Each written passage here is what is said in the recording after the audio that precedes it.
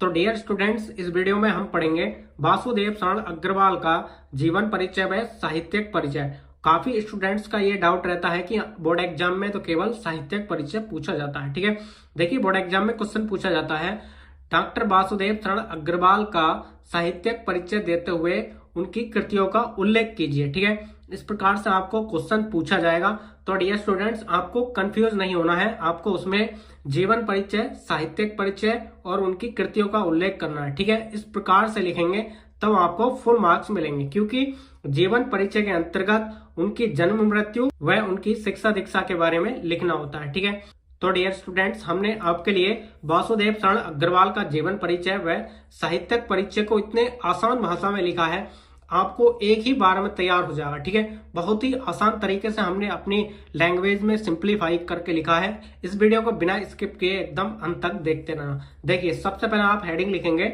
जीवन परिचय। ठीक है, इस प्रकार से ब्लैक पेन से हेडिंग लिखेंगे और इसमें आगे लिखेंगे डॉक्टर वासुदेव शरण अग्रवाल का जन्म सन 1904 ईस्वी में मेरठ जिले के खेड़ा नामक गांव में हुआ था। ठीक है, यानी कि वासुदेव शरण अग्रवाल का जो जन्म हुआ था 1904 ईस्वी को हुआ था। ठीक है, और कहां पर?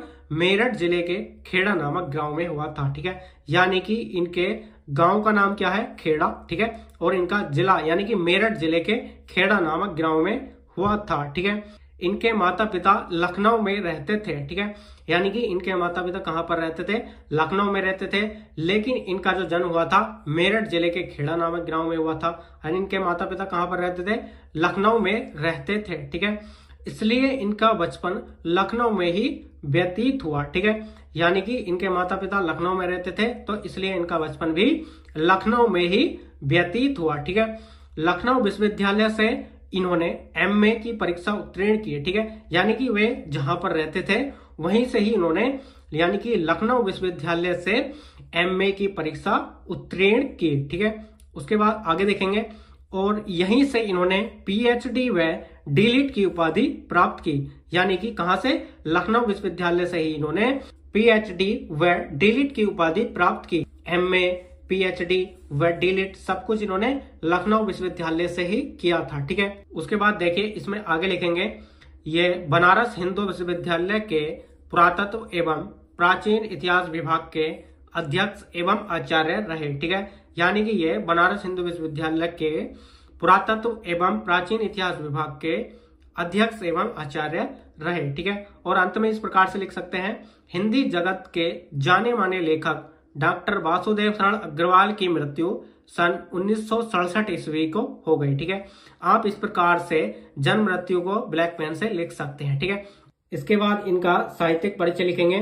तो देखिए, साहित्यिक परिचय हेडिंग लिखनी है और इसमें आगे लिखना है डॉक्टर वासुदेव शरण अग्रवाल ने अपना जीवन साहित्य के क्षेत्र में व्यतीत किया। ठीक है, यानी कि डॉक्टर वासुदेव शरण अग्रवाल ने अपना जीवन साहित्य के क्षेत्र में व्यतीत किया। ठीक है, इनके हृदय में साहित्य सेवा के प्रति अनमोल विचार थे।